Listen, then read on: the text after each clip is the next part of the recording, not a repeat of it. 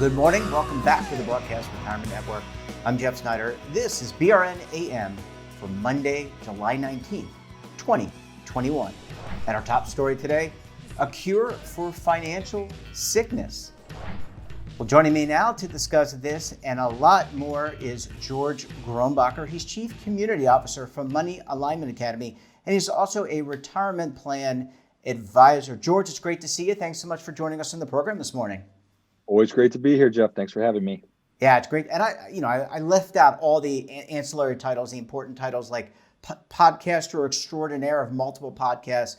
You'll forgive me because we only have 20 minutes on the show. I don't have that much time to read all your exceptional efforts. But let's talk about financial wellness, or a recent blog post by you. And I think it's a corollary to financial wellness, and that's financial sickness. And should I be calling you Dr. George Grombacher? Absolutely not. I am really far away from actually being a doctor or a physician.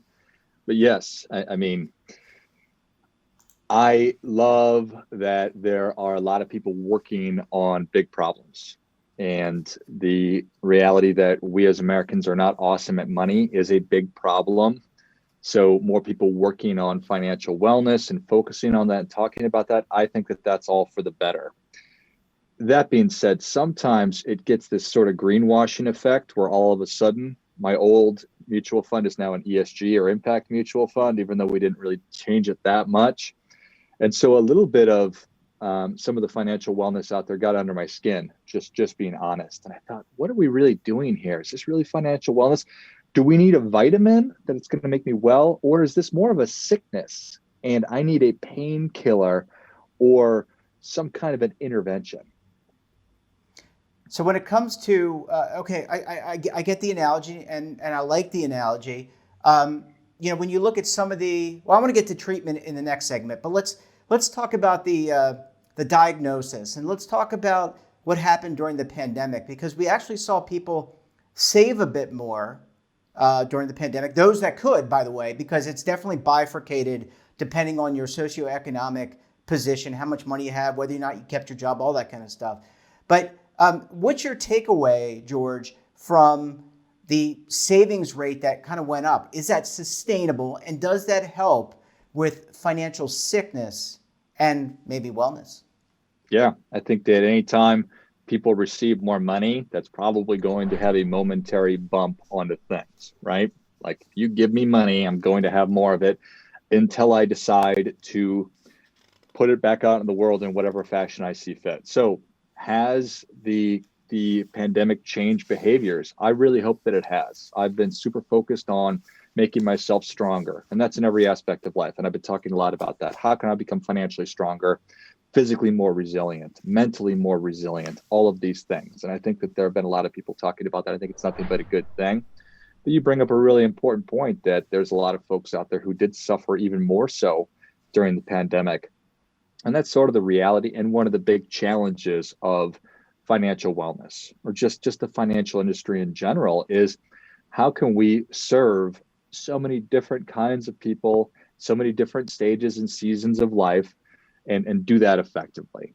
And it's sort of tongue in cheek when I give people a hard time, but it really is a challenge. It's a challenge for organizations to be able to serve a 25-year-old who's just getting started, or a 45-year-old who has kids and credit card debt. And it's hard to help a 70-year-old figure out what they need to be doing. So, but that really is, if we're going to do a good job serving people, we need to have a solution that's going to be addressing just global education. What resources can we push out? But then how can we also make it accessible and available to people personally so that they can use it and then meet them, for lack of a better term, just in time when they are ready to be making a financial decision of some kind? How can we have a resource there to answer that question, or to sort of steer or give them a little bit of a nudge in one direction or another? So it's a big problem, but that's why there's so many smart people like us working on it, Jeff. Yeah, and George, I get the analogy to greenwashing, ESG. There are lots of companies. I think people want to do the right thing. I think the hard thing around this is exactly what you're saying, which is how do you implement a solution that is cost effective? Because we don't live in a society where things don't have cost. I mean, let's just put that out there. Things aligning, having people on site to work one-on-one has cost. Having a website has cost. So how can the financial community, financial services community, people like yourselves, a plan advisor who is a fiduciary, independent of anybody, and the employer work together to solve this issue? Because clearly people have said this is something they want to be able to do, meaning individuals, people like you and I, people that are in retirement plans, outside of retirement plans. This is a very important topic for them as they go through life. Totally agree. And like solving any big problem, no matter what it is, I look at big problems that we're struggling with in society today, and it can be really overwhelming. It can really cause people to almost shut down. And that's sort of the reality is it's never going to come top down. So got to do a great job of making resources available in the form of financial information.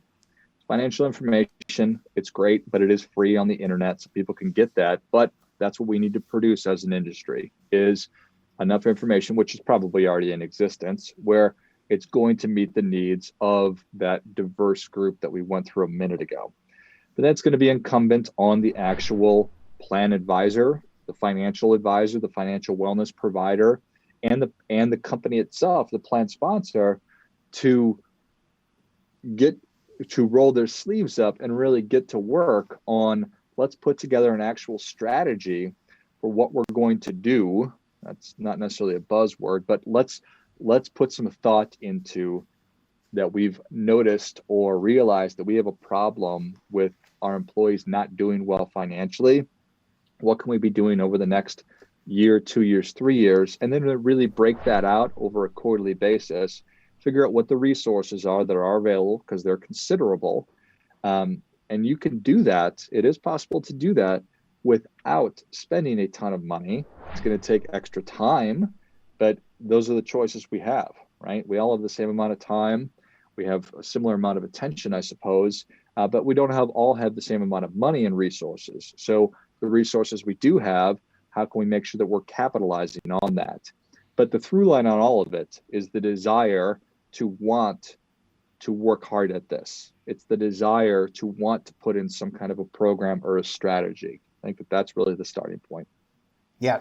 Well, George, look, I want to talk more about the solution implementation. This is really fascinating and a good follow-up to some of the other discussions we've had on the program in the past few weeks about financial wellness. So stay tuned, hold on. When we come back, we'll talk more to George about these solutions, implementation strategy. We'll get it from a top plan advisor. You're going to want to stay tuned right here on BRN AM.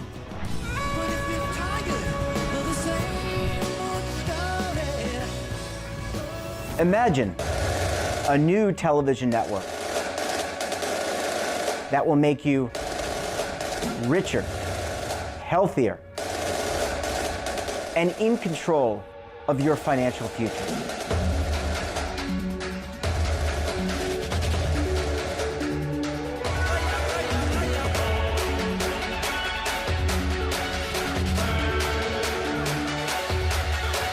This network is for the policewoman in Nashville, Tennessee, the baker in Dubuque, Iowa, the teacher in Lexington, Kentucky. We want to make the idea of savings and retirement culturally relevant. But what do you see as a defining issue of the midterms, especially for the smaller businesses? I mean, they are the lifeblood of the American economy.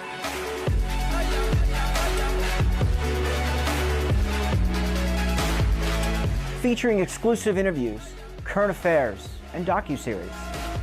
33 years old, you retired early. The philosophy is money only matters if it helps you live a life that you love. But you got to start thinking about retirement as soon as you get in. The Broadcast Retirement Network will drive very high engagement with premium partnerships. So this isn't retirement and savings for your parents or grandparents. This is for all Americans. And we're going to change the way you think about money.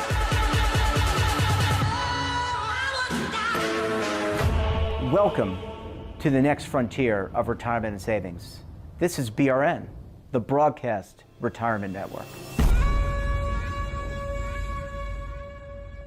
Are you stuck with a low credit score? A credit report and score that's causing you to be denied credit or pay higher interest rates than others for the same things? Then do what Terrence did and call Credit Repaired for your free credit evaluation to help restore your credit. I started thinking about buying a new house, and my score wasn't where I needed it to be. I called and spoke with one of the representatives, and we just had a good conversation, and I liked what he was saying.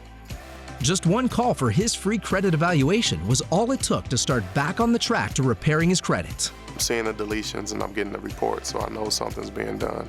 It does make a difference to me. All it takes is one call to get started. Credit Repair has given me a second chance to have a better credit score. Don't let a low credit score hold you back another day. Do what Terrence did and make the call for your free credit evaluation. Call 800-819-4152. That's 800-819-4152. Again, 800-819-4152. Welcome back. We're talking to George Groenbacher. He's Chief Community Officer for Money Alignment Academy, and he's also a plan advisor, retirement plan advisor. George, thanks as always for staying with us this morning. It's great to catch up with you. Great to see you. Yeah, brother. Great to be here.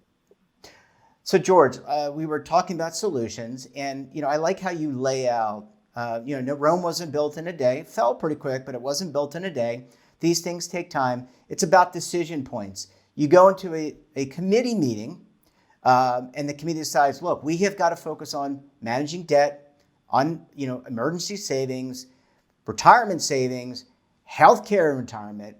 What's the prognosis? See, I brought the doctor thing in. What's the prognosis in terms of implementing the solution, the timetable, what that looks like to monitor all this? Yeah. It is certainly a lot. The stuff you just laid out there, that is a lot, and it's a lot to get arms around. Well, let's just focus on one of those. Let's focus on if we're recognizing that our employees are coming and asking for paycheck advances. So they are probably living paycheck to paycheck, which essentially means that they're broke. So how can we help to put in place education for learning how to budget and learning how to pay off credit card debt? Because odds are those are two issues which our employees in this example are falling short of. So I think that there's three keys, and when you look at these three keys and then put them on some kind of a timeline, that's really going to be one of the really important things. So people need to establish competence. So we need some kind of literacy. So how do we make sure that they have that competence? And that's going to come in the form of written materials that they can read. It's going to come in the form of videos that they can watch and consume. I think that there's a podcast on just about everything these days. So making sure that we are taking a multi-channel approach to sharing information with people that they have access to. The next piece is we want to give people the freedom to be able to choose how they are going to be consuming this information, right? So here are the resources that are available to you. Jeff, I know that you are consistently asking for advances, and we're going to help you with that, but we also want to help you get over this hump so that you don't have to do that anymore, because you told me that you're really not interested in keeping coming and asking for these consistently. So here's the resources. Want to help you put a plan together for getting over this hump. And then the third piece of it is combining that with a supportive community, which I know that I certainly talk a lot about, and I didn't make this stuff up, right? There's organizations that are great at producing effective behavior change, and community is such a big part of that. So we're giving people the resources in lots of different ways. We're giving them the freedom to make choices on how they want to consume this stuff, but then we are giving or creating a mechanism, for lack of a better term, where there are other people around them that want to help them to achieve whatever endeavor or goal that they're trying to reach. So that's where mentorship can come in, perhaps within your organization. And organizations like SHRM have great programs for helping you develop a mentorship program within the organization. Or perhaps there are events throughout the course of the week or the month, if we're talking about making positive behavior change. And I don't want to start a brand new topic, but let's assume that we want a healthy lifestyle. So maybe one day a week or one day a month, we have a potluck where people bring in healthy foods. And so we talk about that. Or perhaps we do walking meetings. Perhaps we are volunteering as an organization. So there's opportunities where we are working constructively as a community and a culture to work towards positive behavioral change.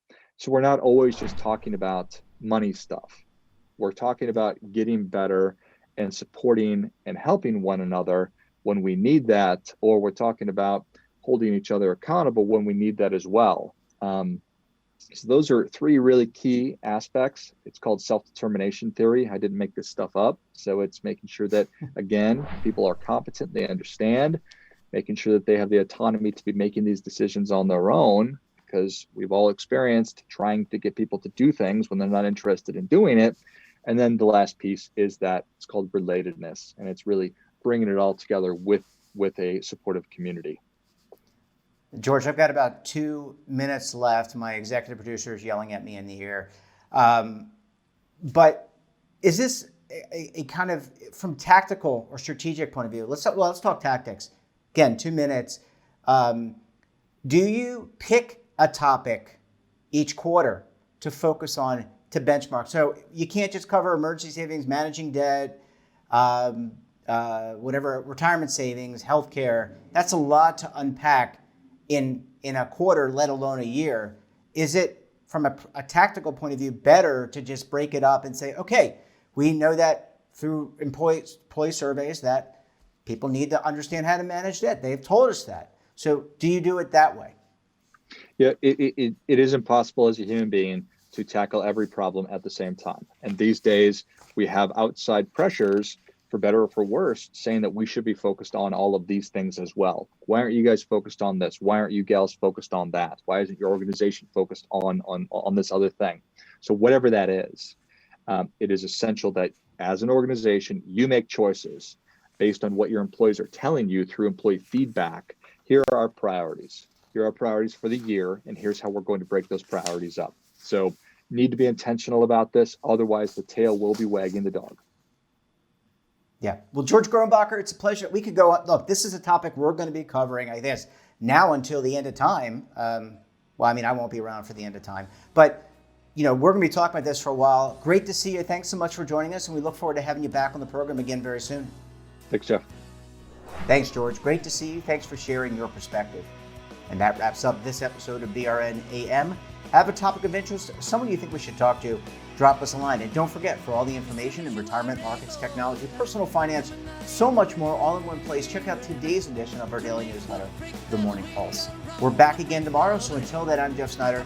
Stay safe, keep on saving, and don't forget, roll with the changes.